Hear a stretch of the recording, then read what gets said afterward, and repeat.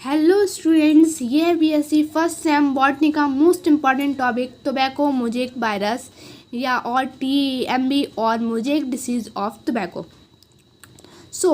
जो हम इसे स्टार्ट करते हैं, इसे बहुत ही हमने शॉर्ट नोट्स में एक्सप्लेन किया है and Hindi English mixing Hindi English में हमने इसे बहुत अच्छे से एक्सप्लेन किया, बहुत शॉर्ट नोट्स में विथ डायग्राम एक्सप्लेन किया है। अगर आपको ये वीडियो अच्छा लगता हो, ठीक है, या आपको इसके पीडीएफ चाहिए हो तो प्लीज़ कमेंट्स कीजिए एंड अच्छा या बुरा लगता हो तो प्लीज़ कमेंट कीजिए, ठीक है। और चलो हम स्टार्ट करते हैं, लेट्स गो। ठीक है, तो टोबैको मोजेक डिसीज़ एक वायरस द्वारा होता है। सबसे पहले इसका जो नाम है वो उसको हम समझ लेते हैं। Tobacco mosaic virus, tobacco means होता है तंबाकू, मोजेक मीन्स होता है कुछ पत्ते जो लीफ होती है उस पर कुछ स्क्रैच सा मोजेक सा पड़ जाना, ठीक है, कुछ डॉट स्पॉट्स जैसे पड़ जाना, ठीक है, लीफ पर। वायरस द्वारा होता है, ठीक है। और टीएमबी भी बोलते हैं और मोजेक डिसीज़ ऑफ टोबैको, ठीक है, क्योंकि टोबैको पर होती है इसीलिए मोजेक डिसीज़ ऑफ टोबैको बोलते हैं।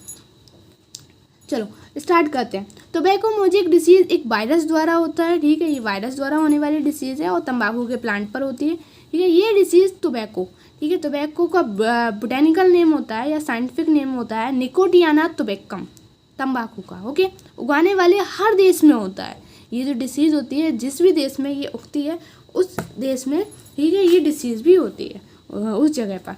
और इसका पैथोजन क्या है? पैथोजन मीन्स होती है कि किस चीज़ से हो रहा है, ठीक है, कौन उसे अफेक्ट कर रहा है, उस प्लांट को कौन अफेक्ट कर रहा है, कौन सा वायरस अफेक्ट कर रहा है, ठीक है, तो उसे बोलते हैं पैथोजन। टोबैको मोजेक वायरस, तो उस वायरस का नाम है टोबैको मोजेक वायरस और टीएमबी भी बोलते हैं। इसकी स्ट्रक्चर का ज्ञान इलेक्ट्रॉन माइक्रोस्कोप की हेल्प से हो सकता है, तो आप इसको आराम से ईजिली, कभी भी आपको तंबाकू का पौधा दिखता है तो आप उसकी लीफ को इलेक्ट्रॉन माइक्रोस्कोप से देखेंगे तो आराम से आपको टोबैको मोजेक वायरस दिखाई दे जाएगा, ठीक है। इसका आप नॉलेज ले सकते हो इस वायरस की, ठीक है। नेक्स्ट आता है एक्सटर्नल स्ट्रक्चर, तो हमने इसके स्ट्रक्चर के बारे में भी बताया है, इसके वायरस के स्ट्रक्चर के बारे में, ओके। एक्सटर्नल स्ट्रक्चर जो होता है, टीएमबी एक रॉड शेप्ड होता है।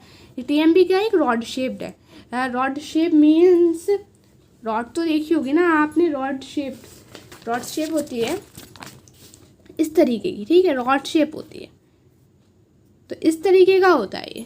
आपको हमने यहाँ डायग्राम भी बनाकर दिखाया है, ये रहा, ये रॉड शेप होता है, ठीक है, जो ये वायरस होता है। आप इसको इलेक्ट्रॉन माइक्रोस्कोप में देखें, आपको आराम से नजर आएगा, ओके। तो इंटरनल स्ट्रक्चर, तो इसके एक्सटर्नल स्ट्रक्चर की बात हो गई कि ये बाहर से कैसा दिखता है। अब हम इस इंटरनल स्ट्रक्चर के बारे में देखते हैं। तो प्रत्येक वायरस में, यानी हर एक वायरस में न्यूक्लिक एसिड होता है। ऑफकोर्स न्यूक्लिक एसिड तो होता है, न्यूक्लिक एसिड मीन होता है डीएनए होगा या आरएनए होगा, ओके, जो बाहर से प्रोटीन द्वारा घिरा होता है। तो न्यूक्लिक एसिड होगा, डीएनए या आरएनए होने वाला है, ठीक है। फिलहाल टोबैको मोजेक वायरस है तो इसमें तो आरएनए ही होता है, ठीक है। और इसकी चारों तरफ क्या होती है? प्रोटीन होती है, इसके चारों तरफ प्रोटीन होती है। ये देखिए, ये आपको दिखता होगा, इस चारों तरफ लीफी टाइप का ये दिख रहा है, तो ये सारी क्या है? प्रोटीन है। और इसके बीच में जस्ट सेंटर में इसके क्या होगा? आरएनए पड़ा हुआ होगा। ये सारी क्या है? इसके चारों तरफ प्रोटीन है और कुछ नहीं होता वायरस में कुछ ऐसा कुछ है नहीं, ठीक है।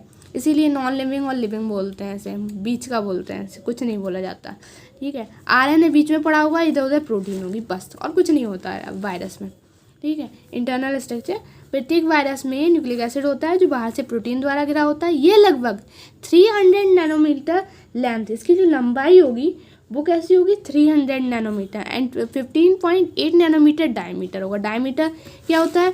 डायमीटर मीन्स होता है, अगर ये रॉड शेप है, ठीक है, अगर ये रॉड शेप वायरस है तो इसका डायमीटर कितना होने वाला है? 15.8 नैनोमीटर, और इसका जो लेंथ है, पूरी लंबाई 300 नैनोमीटर होगी, ओके, गॉट इट, ठीक है। नेक्स्ट आता है, तो आगे हम देखते हैं आगे क्या लिखा है।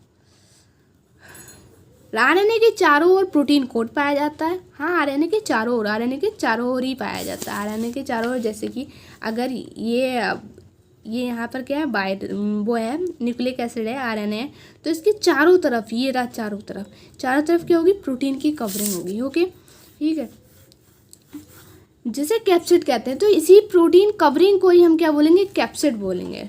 एक समझ लो, हमने एक जैसे पेन लिया, ठीक है, पेन को हमने वायरस मान लिया, पेन को हमने क्या लिया, वायरस मान लिया, और इसके चारों तरफ एक हम कोई भी थिंग, जैसे कपड़ा लें, कपड़ा अगर हम इसके चारों तरफ बांध दें तो इसके कपड़ा जो चारों तरफ होगा, ठीक है, वो क्या होगा, वो होगा हमारा कैप्सिड कहलाएगा, उससे हम बोलेंगे कैप्सिड, ठीक है, उसे बोलेंगे कैप्सिड। एंड जो ये पेन है जो बीच में, इसको बोलेंगे आरएनए। Okay, got it. तो आरएनए के चारों ओर प्रोटीन कोड पाया जाता है जिसे कैप्सिड कहते हैं। कैप्सिड 2130 यूनिट्स द्वारा बना होता है, 2130 यूनिट्स द्वारा बना होता है। तो ये खुद सोचो, पेन के चारों तरफ हमने कपड़ा लगाया, ठीक है, कपड़ा जो होता है वो बहुत सारे रेशों से बना होता है, ज़रूरी वो एक नहीं है, बहुत सारे रेशों से बना होता है। जितने भी रेशे बने हुए हैं तो वो जो है वो कितने हैं, टोटल 2130 यूनिट हैं। ये 2130 रेशे हैं समझ लो, उससे एक कैप्सिड बना है पूरा। ओके, प्रत्येक यूनिट 158 अमीनो एसिड का बना होता है। और हाँ, हर रेशे में, अगर हर रेशे के हम कंपाउंड देखें कौन कौन सा उसमें केमिकल है क्या है, तो हम मान लेते हैं हर रेशा अमीनो एसिड से बना है। और कितने अमीनो एसिड से बना है, पूरे 158 अमीनो एसिड से बना है। सो टीएमबी में प्रेजेंट आरएनए के कार्य। तो ये तो हो गया फिलहाल स्ट्रक्चर फिनिश, ठीक है। नॉर्मली स्ट्रक्चर हम फिर से एक्सप्लेन कर देते हैं। क्या है, एक रॉड शेप, उसका एक्सटर्नल स्ट्रक्चर हो गया, रॉड शेप हो गई, ठीक है। अब हम इसके इंटरनल स्ट्रक्चर की बात करें तो बीच में क्या है, आरएनए है, और उसके चारों तरफ क्या है, एक प्रोटीन कोट है, ठीक है। ओके, और इसकी जो डायमीटर है वो है 15.8 नैनोमीटर, और इसका जो लंबाई है, लेंथ है, वो है 300 नैनोमीटर। Okay, got it. ये है बस बेसिक सा।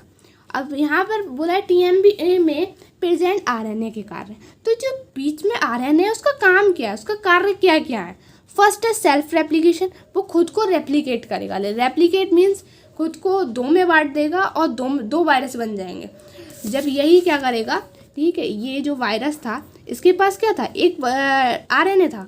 अब इसी आरएनए ने अपने आप को रेप्लिकेट किया और अपनी कॉपी बना ली, ये अपनी कॉपी बना ली। अब यहाँ से ये इसी तरीके से सेल टूट जाएगी और ये दो वायरस बन जाएंगे। ओके, एक आरएनए इसमें, एक आरएनए इसमें, इसी तरीके से ये अपनी ग्रोथ करते रहते हैं। And second, synthesis of virus specific protein. अब हाँ, जब ये दो वायरस बनाए तो इसके लिए दो इतनी ज़्यादा प्रोटीन भी तो चाहिए, तो प्रोटीन भी इसी को ही बनाना होगी। Okay, got it. नेक्स्ट आते हैं सिम्टम्स। अगर ये तंबाकू के पौधे पर ये लग रहा है, ठीक है, टोबैको के प्लांट पर ये मुझे एक वायरस लग रहा है, तो उसके सिम्टम क्या हैं, हम कैसे पहचानेंगे कि इस पर एक वायरस लग चुका है। तभी तो हम चेक करेंगे उसके इलेक्ट्रॉन माइक्रोस्कोप से। ओके, तो फर्स्ट पॉइंट आता है लीफी में इन्फेक्ट। लीफ में इन्फेक्ट, तो जो लीफ होगी यानी पत्ती होगी उस पर इन्फेक्शन होगा, उस पर कुछ हमें पता है इस तरीके से मिलेंगे, मोजेक जैसे नज़र आएंगे, इस तरीके से मोजेक जैसा कुछ नज़र आएगा, ठीक है, ब्लैक ब्लैक या भूरा पीला जैसा, ठीक है। लीफ में ग्रीन एंड येलो स्पॉट होंगे, वही हमने बोला, ठीक है, ग्रीन होंगे, येलो होंगे, ठीक है। तो ग्रीन, डार्क ग्रीन भी हो सकते हैं, तो भूरे भूरे से देखेंगे। Okay, green and yellow spots होंगे। प्लांट शॉर्ट हो जाएगा, जो पौधा होगा वो छोटा रहेगा, उसकी लंबाई नहीं बढ़ पाएगी। लीफ डिफॉर्म्ड हो जाएंगे। लीफ डिफॉर्म्ड मीन्स जो है, लीफ क्या हो जाएगा, वो मुरझा जाएगा। अगर ये लीफ इस तरीके का है, ठीक है, तो ये बहुत ही मुरझा सा जाएगा, ठीक है। Okay, got it. तो डिसीज़ मैनेजमेंट, अब ये जो हो चुकी है डिसीज़, तो मैनेजमेंट कैसे कर सकते हैं, यानी हम इसे रोक कैसे सकते हैं। पौधे पे डिसीज़ तो हो गई, हमने चेक भी कर लिया कि इस पे ये वाला वायरस है, ये कमी है, लेकिन हम उसे रोके कैसे। अगर ये तंबाकू की हमारी बहुत सारी फसल है तो ऐसे तो हमारी पूरी फसल ख़राब हो जाएगी, तो हम कैसे अपनी फसल को बचाएं। ओके, तो डिसीज़ मैनेजमेंट से फर्स्ट है एंटीबॉडीज़ का यूज़ करना चाहिए। एंटीबॉडीज़ मीन्स होता है बहुत सारी, अब तो मतलब शॉप्स पर बहुत सारी एंटीबॉडीज़ मिल रही हैं, यानी बहुत सारे छिड़काव के लिए स्प्रे वगैरह मिल रहा है जो हम यूज़ कर सकते हैं। ओके, क्रॉप को जलाकर नष्ट कर देना चाहिए। जो फसल होती है ना, उस पूरी को अगर ज़्यादा ही फैल चुकी है तो उस पूरी फसल को हमें जला देना चाहिए, ठीक है। और नेक्स्ट ईयर टोबैको नहीं बोनी चाहिए। नेक्स्ट ईयर और अगले साल वही तंबाकू हमें वहाँ पर नहीं बोनी चाहिए, क्योंकि कुछ वायरस अगर बाहर रह गए होंगे तो वो अगली फसल को भी ख़राब कर देंगे। ओके, इन्फेक्टेड प्लांट्स को निकाल कर नष्ट कर देना चाहिए। इन्फेक्टेड प्लांट में अगर फसल में कुछ एक आध पौधे हैं या 4-5 पौधे हैं जिन पर ये वायरस लगा है, तो हम उन्हीं प्लांट्स को निकालेंगे और बाहर जलाएंगे, बस ख़त्म कर देंगे। ओके, तो ये होता है डिसीज़ मैनेजमेंट। और नेक्स्ट आता है ये जो हमने इधर स्ट्रक्चर दिखाया है, ये आप बना सकते हो अगर आप के क्वेश्चन आता है अगर आपके एग्ज़ाम में टोबैको म्यूजिक बारिश पे, तो आप इतना लिख दोगे ना आपके लिए काफ़ी होगा। वैसे भी ये शॉर्ट है, आप थोड़ा सा लॉन्ग करके लिखोगे ना आपके लिए काफ़ी होगा। ठीक है, ओके, थैंक यू। अगर आपको ये वीडियो अच्छा लगा हो तो प्लीज़ लाइक एंड सब्सक्राइब, और अगर आपको इसके नोट्स चाहिए हो तो प्लीज़ कमेंट। ठीक है, ओके, थैंक यू।